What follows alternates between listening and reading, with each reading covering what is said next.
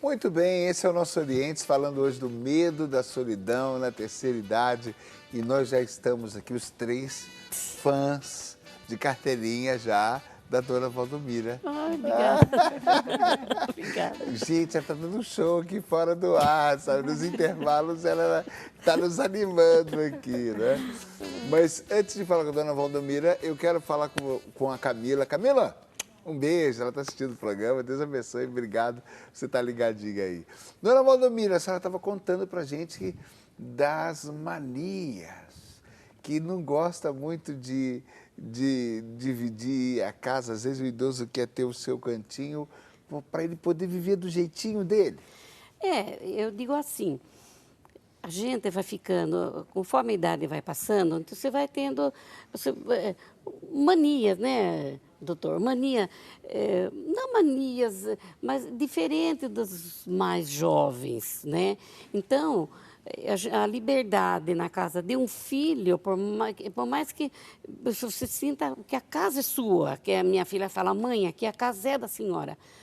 Ele também fala, eu sei que é, mas a liberdade na minha, na dela é uma, na minha é outra, porque na minha eu faço o que eu quero, sabe? Na hora que eu quero, entendeu? Então, mas apoio a gente tem, é que o próprio idoso gosta de uma, vamos dizer, de uma liberdade diferente. Uma liberdade diferente, né? É por isso que muitas não querem ir morar com filho, não é por... às vezes fala, por orgulho. Não é orgulho, é que a gente quer ter a liberdade da gente. É diferente, né? Porque o idoso é cheio de mania, tem mania, né? Eu não vou fazer isso agora, eu faço depois, coisa. Então, se faz de um jeito, os mais jovens fazem de outro, parece que são mais agitados, e a gente já é mais... Aqui tem uma questão que vai ajudar até o Arthur Suzuki. Ele está mandando um abraço para você, doutor. O doutor Christian está parabenizando você também, Denise. E ele está perguntando como que a família poderia interagir, né, com o idoso na casa. E aí eu vou pegar a dica dela, que ela está falando de ter o cantinho dela, e a pergunta do Arthur, falando de como interagir com o idoso, falando dos acidentes de percurso. Porque, por exemplo, a minha sogra, né? Eles moravam em outra cidade, meu sogro faleceu. E aí? Até onde essa interação, até onde a família intervém, até onde ela pode ficar sozinha lá nos Cafundó, isolada, às vezes já numa situação que merece um certo olhar mais atencioso. 83 anos, se ela cai sozinha dentro de casa, quem é que socorre? E aí? Essa é uma avaliação que realmente tem que ser vista com bastante cuidado, que envolve tanto a família como o médico e o paciente. Então, assim, a opinião da pessoa, do idoso, sempre vai contar, né? No entanto, muitas vezes ele pode não querer ir em alguma situação em que já é insustentável, uma situação que talvez ele não tenha condições físicas de morar sozinho, talvez aquele idoso que tem vários remédios que ele precisa tomar para se manter bem e ele não toma porque não quer ou porque esquece, né? Então é uma pessoa que está nitidamente incapaz de manter uma vida adequada sozinho, às vezes precisa da intervenção de a família trazer para casa, ou às vezes colocar um cuidador para estar dando esse suporte para a pessoa. Isso é uma alternativa, né? Às vezes a pessoa fala, não quero me mudar da minha casa, eu quero ficar na minha casa. Então, já que essa pessoa não consegue mais ter essa autonomia, essa independência, alguma pessoa que é a função do cuidador é contratada para estar junto com esse idoso. Nos olhos dela, de repente, o cantinho dela com coisas mais antigas, para ela é o cantinho dela. E nos olhos da família, talvez aquelas coisas mais antigas, a casa está deprimente, favorecendo uma depressão, né? E aí, a família pode intervir, Denise? Pode intervir, eu acho, sim, né? Mas tentar respeitar ao máximo, né? Mas é difícil, né? Porque a família tem o que ela acredita, o que ela pensa, e o idoso tem o que ele acredita, o que ele pensa. Aí a família precisa ver até que ponto, como o Christian estava falando, que dá para respeitar essa vontade, né? em alguns momentos, infelizmente, precisa passar por cima pro bem-estar e pela sobrevivência, né? E ajudar a pessoa que vive aquele momento a entender a necessidade de estar com alguém, né? Porque aquilo que eu vivi com a minha avó, praticamente em situação diferente, se repete com a minha sogra, né? Meu sogro faleceu, não, eu vou ficar no meu canto. A gente respeitou, mas com 3 meses ela estava começando a chorar e ficar deprimente e falou, eu não vou aguentar ficar sozinha, me socorram. Aí ela foi para minha casa. Aí agora, de ficar no cantinho dela lá no quarto, e a casa não é a dela, ela falou, eu quero voltar para o meu canto.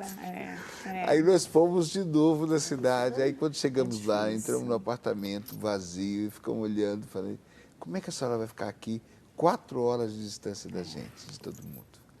Né? E ela já está tendo uma outra... Ela estava emocionalmente abalada a ponto de esquecer o fogão ligado. Sim. Ela é completamente lúcida.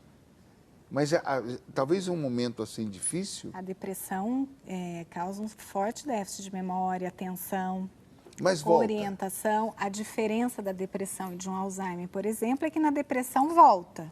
Esses déficits de memória, né? E na doença como Alzheimer não volta. A Camila está perguntando justamente, ela citou o Alzheimer. A Camila está falando, minha avó tem 76 anos e eu e minha família percebemos que ela anda muito esquecida, esquece fogão ligado. É a mesma coisa da minha sogra. Minha sogra, ela quase se queimou, ela não viu nem que a boca estava acesa, ela tirou a panela e ficou lá acesa. E depois ela veio com a mão, ela falou, nossa, tá ligado. Né? A avó da Camila, a mesma coisa.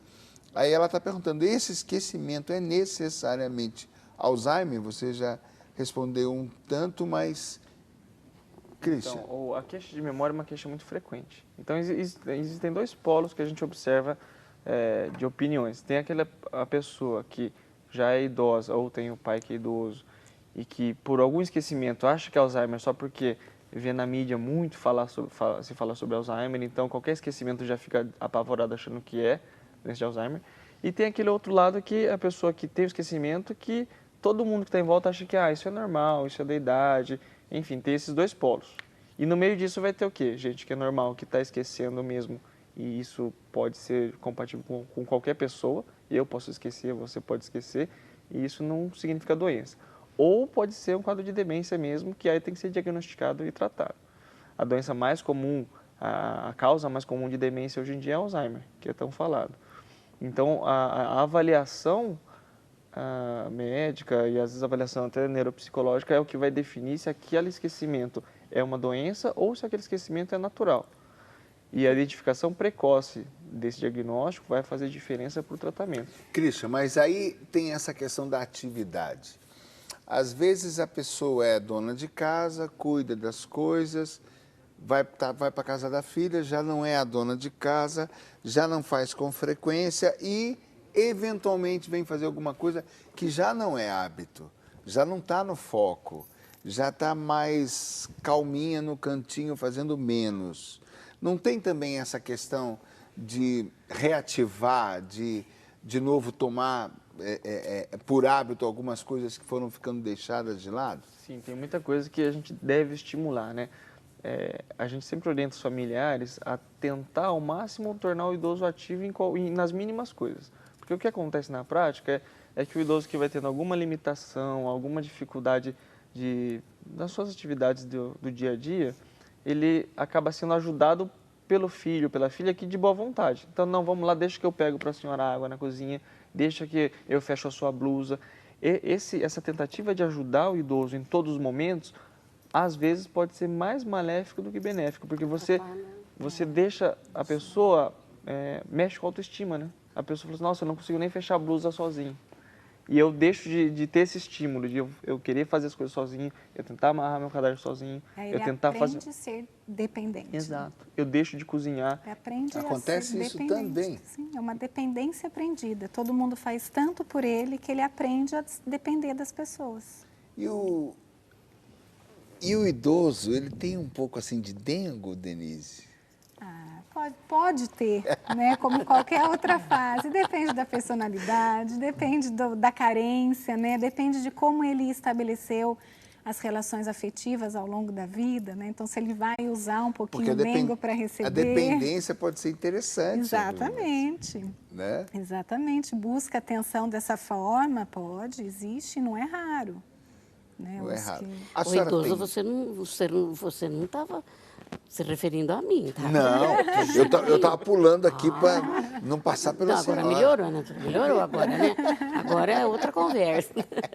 Eu só queria perguntar, esquece o fogão aceso, não pode ser uma distração? Pode, exatamente. Uma distração. É o que a gente comentou, né? O esquecimento por si só não necessariamente representa uma doença. O esquecimento pode ser sinal de um quadro de uma doença no início, mas é por isso que é importante a avaliação de alguém, de algum profissional, para saber se aquele esquecimento é benigno ou se ele é decorrente de alguma doença. É porque o fogo aceso, assim, para mim já aconteceu também. Para mim já aconteceu também. Mas pegar a garrafa de café, ia levar. Eu falei, chega no meu quarto, mas onde eu vou levar essa garrafa aqui? A garrafa estava no meu quarto.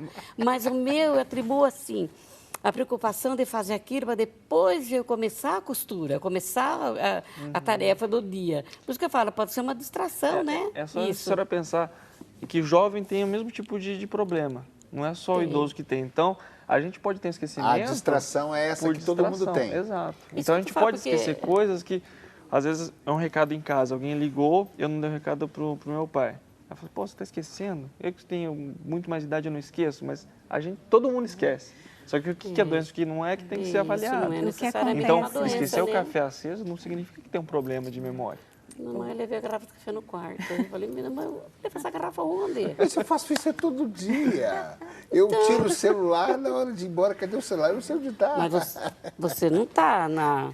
Não, ainda não. Ainda Ainda na não, terceira, Mas o que não, acontece, Tô dona na segunda Valdomira, ainda. principalmente quando a gente fica mais velho, fica mais difícil não a gente... sou eu, né? a gente prestar atenção em muitas coisas ao mesmo tempo. Então, quando a gente é mais jovem, você ainda consegue prestar atenção em muitas coisas ao mesmo tempo e lembrar de todas elas. Quanto mais velha a gente vai ficando, mais difícil é prestar atenção em muitas coisas, né? Então, eu estou cozinhando e estou limpando a casa, eu esqueço o fogo ligado. Porque eu me dividi em duas tarefas, né? Então, eu estou fazendo café, mas pensando na roupa que eu tenho que costurar. Então, eu estou pensando e estou dividindo a minha atenção em duas coisas. Então, fica mais fácil esquecer quando você se divide a sua atenção em muitas coisas. Então, uma dica em relação ao esquecimento é tentar prestar atenção numa coisa só, né, para não esquecer, porque uma coisa de cada vez. Porque quando a gente é mais jovem, a gente ainda consegue prestar atenção e dar conta de muitas. Mas quando a gente é mais velho, a gente precisa começar a fazer uma coisa de cada vez. Aí que entram as atividades extras, isso ajuda. Ter atividades fora, eu já vou para o outro lado, fora do foco, ela só costura, está sempre focada só naquilo. Já é ótimo, mas está só naquele mundo. As outras atividades, no caso do Clube Terceira Idade, a convivência, uma atividade física, isso vai ajudar você também a alargar o horizonte, o psicológico, o afetivo. Muito. E o cérebro mesmo, né? São estímulos diferentes, né? Lógico que o costurar é um estímulo, a atividade social é um estímulo. Às vezes as pessoas perguntam, né? Eu fazer uma palavra cruzada, exercício de memória, é bom para a memória, para a cabeça, para o bem-estar? Sim, é ótimo. Mas você ter uma vida ativa, né, sair, encontrar gente, pagar conta, ir ao supermercado, ir à padaria, estimula o cérebro muito mais do que você sentar e fazer um caça-palavras. Isso para todos nós. Para todos nós. Até então, aquela história de não fazer sempre o mesmo caminho, de mudar, de... alternar as atividades, desde que sejam prazerosas. Desde né? que sejam prazerosas. Para não ser uma fonte de Eu me encontro, às estresse. vezes, indo para um lugar e falo assim, não, o que eu estou indo fazer aqui? O vício, né, de você ir sempre por aquele caminho e você está indo para outro lugar. Bom, vamos falar de atividade para os idosos. Tem um VT sobre isso maravilhoso. Vamos lá.